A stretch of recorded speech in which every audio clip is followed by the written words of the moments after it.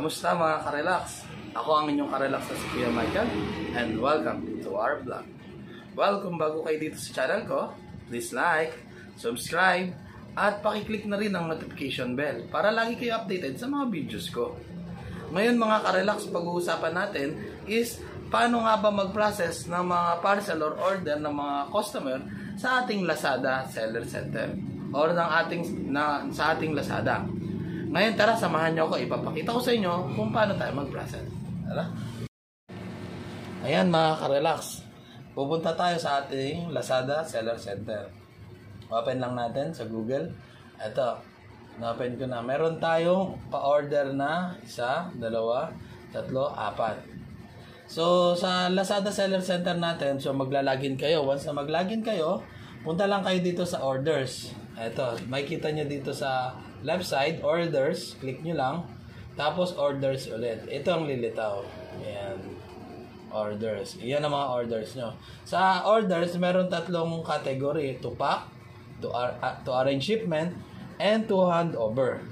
Ngayon, makikita nyo dito sa to pack natin, meron tayong 4. 1, 2, 3, 4. 4 na order.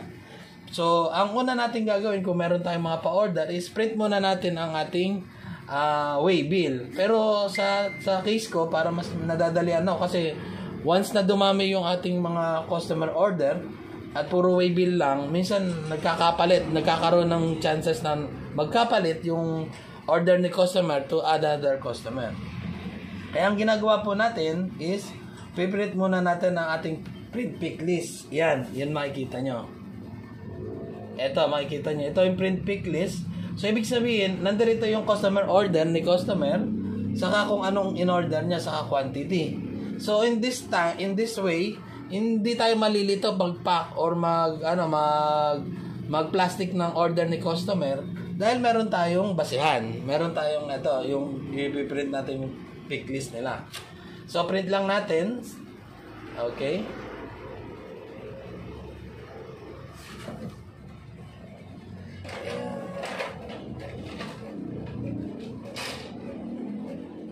Papakita ko sa inyo mga karelax once na ma-print natin. Ayan. Yung iba inisip nila baka kasi yung medyo sayang lang sa bond paper. Pero malaking part na rin to. Kasi itong pick list na ito or checklist is may iwan sa iyo to. So once na mag-check ka kung kunyari may kailangan mayroong mga item na hindi na deliver or nawawala or hindi na bayaran ni Lazada, is pwede nyo i-check kung aling item yun. Kaya magkakaroon din kayo ng separate na lagayan nitong ating customer pick list. Ayan, so ito yung itsura niyan. Tapos after nito, i-close lang natin. Ang susunod na ipiprint natin is yung customer waybill. Ito na yung parang code na ini-scan ng ating mga rider. Okay lang natin. Makikita nyo ito. Ayan. So, ito yung kumbaga barcode ni customer saka ni rider. Ito na yan. Print lang natin. Dito pa rin natin ipiprint para hindi sayang yung ilalim. Yung iba meron silang sticker pero sa atin ginagamit natin is bond paper. Ilalagay lang ulit natin dito sa ating printer.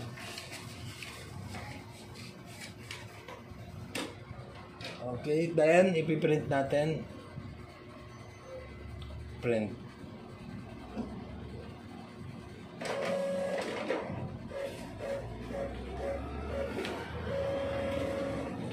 Ayan mga karelax. Bali magiging ganito ang itsura niya. Sa ilalim yung customer pick list. Sa ibabaw naman yung waybill na tinatawag. Yung barcode. So ikakat ko lang dito yan. Tapos ito magiging record natin. Tapos ito ang ilalagay natin sa ating customer order.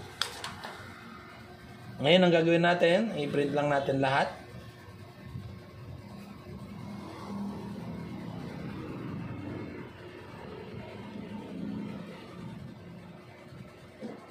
Ayan mga karelax, after natin ma-print lahat ng ating mga tupak na item or ng customer order, makapansin nyo dito sa ating order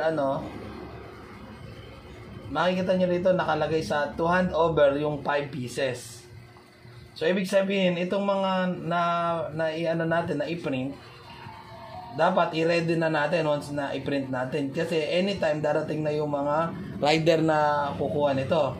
Example, kagaya nito, itong item na to, nakalagay dito ang standard na delivery niya is Flash Express. So, ibig sabihin, si Flash Express rider pupunta rito mamaya para kunin yung parcel na ipinak nyo. Tapos, sumunod, meron din tayong JNT. Minsan si JNT rin pupunta rito sa natin, sa shop natin para kunin yung mga order ni customer. Bali yung Lex PH lang yung i-drop natin sa drop-off ni Lazada. Ayun. Minsan kapag marami yung volume ng order, mismong si Lex ang nagpapadala ng rider dito sa ating shop. Pero in this case, kukunti lang naman yung mga order natin, is tayong magda-drop ng parcel natin sa nearest drop point ni Lazada or ni Lex. Ayan. Lagi nyo tandaan mga ka-relax, si Flash or kung may malapit na Flash Express na shop sa inyo, pwede nyo ring i-drop doon. Ganon din kay JNT. Pero kung wala naman, hintayin nyo na lang na dumating dyan si JNT saka si Flash Rider dyan sa area nyo or sa shop nyo. Yan. Tara, samahan nyo naman akong ipack yung mga item. Yun na nga mga ka-relax. Bali, sa pagre-repack natin or pag-aayos natin ng parcel, ang mga kailangan natin ay ang plastic ni Lazada or any plastic na itim or white, pwede naman. Basta nasisil or na close. Minsan may JNT tayong rider or JNT na parcel, dito natin lalagay sa JNT. Pwede rin naman sa Lazada siya. Minsan, sabi ko nga kanina, meron din tayong Flash, pero si Flash hindi nagbibigay ng plastic. Si JNT, libre lang yung plastic, hingi lang kayo kay JNT ng plastic. Sabihin nyo sa seller kay ni Lazada. At syempre, ang ating gunting, ang ating packaging tape. At syempre yung last natin yung ating mga checklist or mga checklist saka printed waybill. Ngayon, kagaya nito, una natin.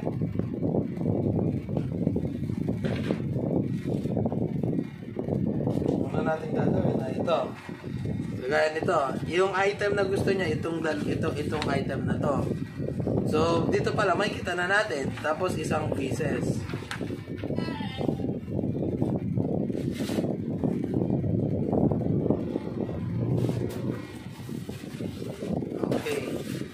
Actually, yung mga natin, mga ka-relax, ang item natin is tarpaulin or digital printing item. Ito, ang in-order ni customer is dalawang design na Gcash tarpaulin. Ayan. Sa Lazada natin, kapag dalawahan, 100 pieces lang to. Pero kung tatluhan, ay kung isahan, 55 pesos. Pero minsan may mga may mga discount. Siyempre, pagka mga 99, 10, mga ganun, special discount. Lagi namang may ganun kay Lazada eh. Kaya mas mura na ma-avail ni customer. I-roll lang natin, mga ka-relax. Ayan, pag i-roll lang natin ganyan.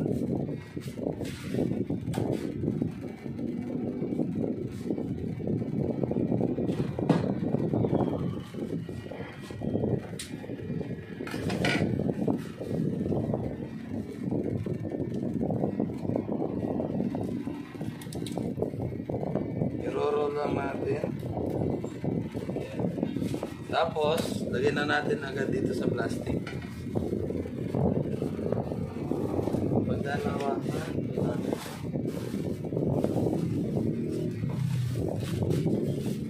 Ito kasi XL na plastic. Ito large na plastic.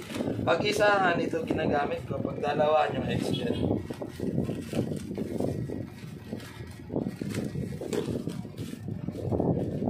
Pasok lang natin. Sa pag-aayos ng parcel, make it sure naka-close siya ng maigi.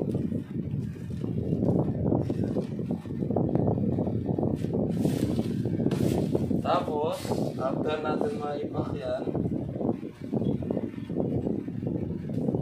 lalagyan natin ng waybill. or yung barcode ni parcel.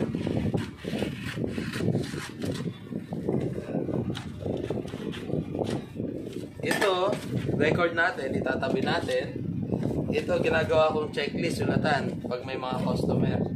Tapos itong waybill, lagay lang natin, place lang natin sa loob.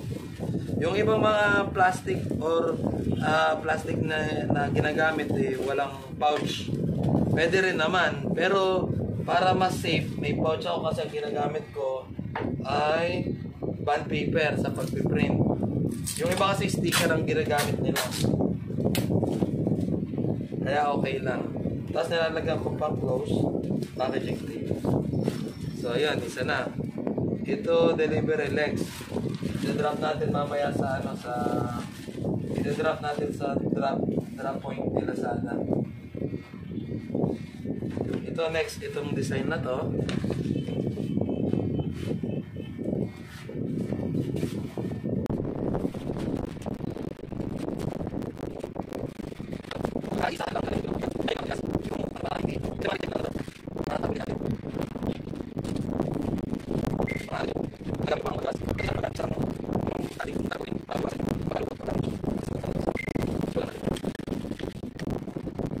Na nga mga karelax, natapos na natin ang ating mga pagpapak ng ating mga parcel.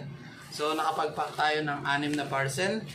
3 sa Flash Express at 3 sa Lex. So mamaya expected ko mga bandang hapon dadaanan to ni Flash Rider. Saka yung 3 naman na to idadrop ko mismo dito sa malapit na drop shipping point ni Lazada. Ngayon, kung may mga katanungan kayo, kagaya ng kung saan nakakabili ng mga plastic, yung plastic nabibili ko yan sa Lazada rin or minsan sa Shopee, kung saan may mas mura. Tapos yung ibang mga materyales dyan lang sa labas.